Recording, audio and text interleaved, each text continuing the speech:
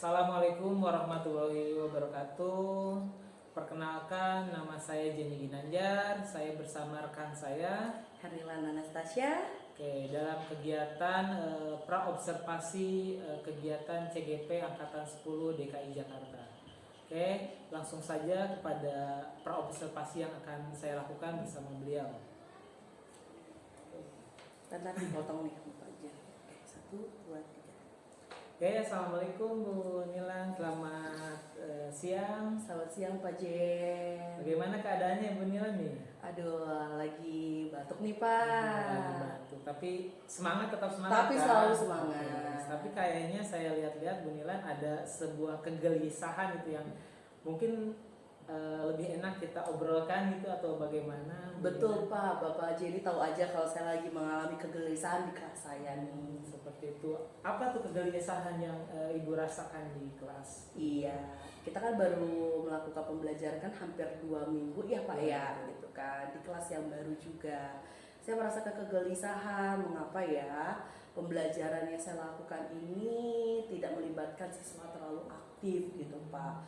Jadi saya pengen banget nih di kelas saya ini siswa-siswa semuanya terlibat aktif. Terus juga saya pengen juga pembelajaran anak itu ya kalau anak bisa menggambar ya menggambar, kalau anak bisanya hanya untuk membuat poster ya membuat poster kayak gitu.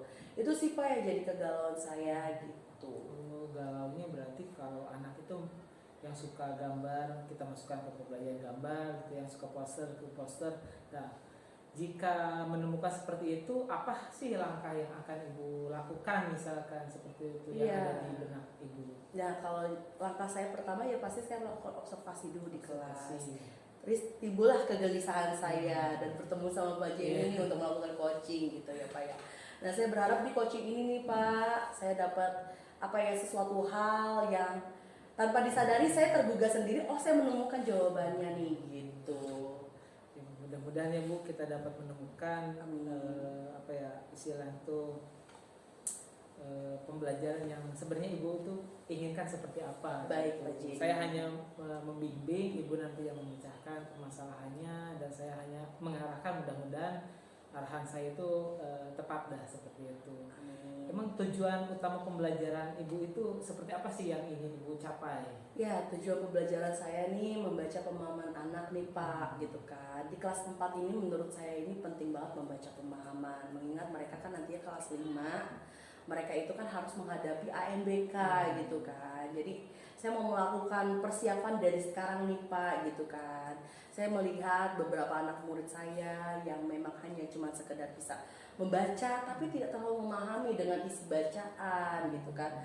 Sehingga saya jadi bingung gitu loh, nanti membuat pertanyaan takutnya tidak nyambung dengan apa yang mereka dipertanyakan sama soal dengan jawaban yang mereka jawab gitu Pak Jen. Oke, berarti saya garis bawahi area pengembangan yang hendak Ibu capai itu nalar anak gitu ya dalam membaca. Betul sekali Pak Jenny. Kira-kira nih ketika Ibu tahu seperti itu, apa sih penyebabnya gitu anak-anak kira-kira gitu, anak-anak bisa seperti itu?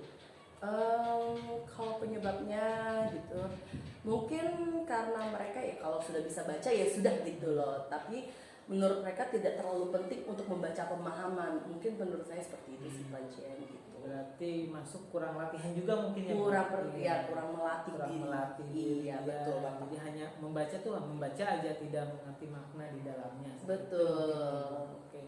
Kira-kira sih apa yang akan Ibu lakukan gitu untuk mencapai tujuan yang Ibu akan lakukan? Iya, pastinya saya akan mengkombinasikan model pembelajaran yang dapat membaca pemahaman anak nih gitu kan.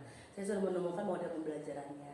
Tapi saya bingung nih Pak Jen, pendekatan pembelajaran apa nih yang cocok sama model pembelajaran yang mau saya lakukan gitu. Kira-kira pembelajaran yang seperti apa sih yang Ibu inginkan ini? Iya, jadi makasih Pak Jen. Jadi pembelajaran berpihak pada murid, Pak. Berpihak gitu. pada murid. Betul. Pembelajaran berpihak pada murid. Berarti ketika pembelajaran berpihak pada murid, harusnya pembelajaran itu menurut Ibu seperti apa? Ya, jadi pembelajaran berpihak pada murid di mana saya harus melihat minat anak, kesiapan belajar anak gitu kan menjadi kebutuhan dasar mereka gitu. Jadi saya mau mengkombinasikan model pembelajaran yang menggunakan membaca pemahaman yang pastinya juga yang berpihak pada murid, yaitu melihat dari minatnya mereka. Oke, bisa masuk ke pembelajaran berdiferensiasi mungkin ya Bu. Seperti itu, jadi anak itu dilihat dari minatnya dan sebagainya gitu, sesuai mungkin potensi, karakter dan kemampuan anak itu sendiri. Betul. Dari hal itu, apakah Ibu sudah melakukan kegiatan gitu yang menuju ke tujuan yang akan Ibu capai? Oh iya, saya pernah sih Pak melakukan in-house training sebelumnya nih Pak. Saya pernah mendengar ada pembelajaran berdiferensiasi.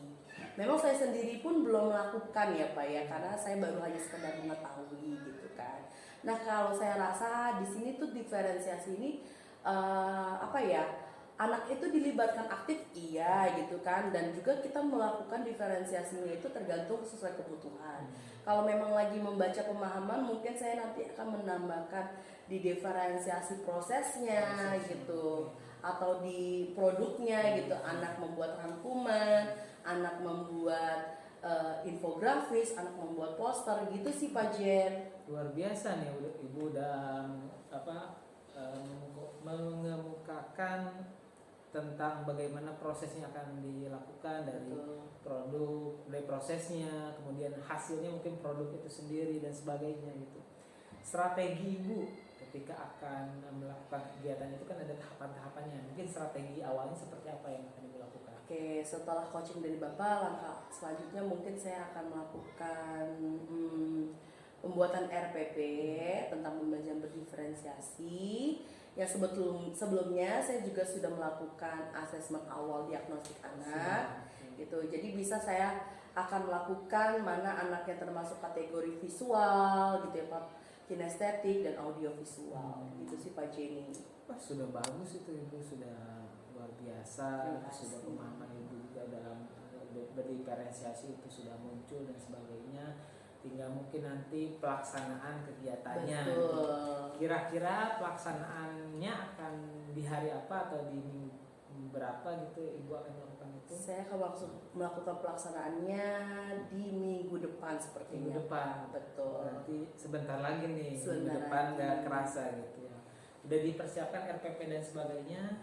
Setelah coaching ini mungkin akan saya melakukan persiapan Bapak. Tadi Ibu sudah sudah dapat gitu jawabannya dari Ibu, nanti mempersiapkan RPP-nya, langsung nanti melakukan kegiatan proses pembelajarannya.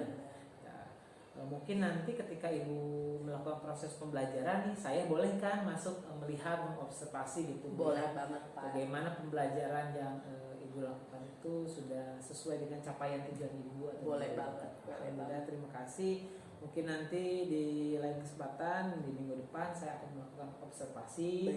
Sekarang kita sedang melakukan kegiatan praobservasi, nanti observasi langsung. Mudah-mudahan semuanya berjalan dengan lancar ya Bu. Terima kasih Pak Jenny. Saya selalu mendoakan Ibu selalu sehat, selalu bahagia, selalu semangat gitu, apalagi dalam mendidik putra-putri bangsa kita ini. Amin Pak Jenny. Oke, mungkin cukup sekian ya Ibu waktu kita, karena kebetulan mungkin Ibu ada kesibukan lain, saya juga ada kesibukan lain. Mudah-mudahan nanti di kesempatan waktu yang lain saat kita observasi kita bisa berdiskusi kembali seperti itu. Baik Pak Jen, terima kasih Pak Jen. Terima kasih Bu Nila, saya selalu. Sama-sama Pak Jen, terima kasih.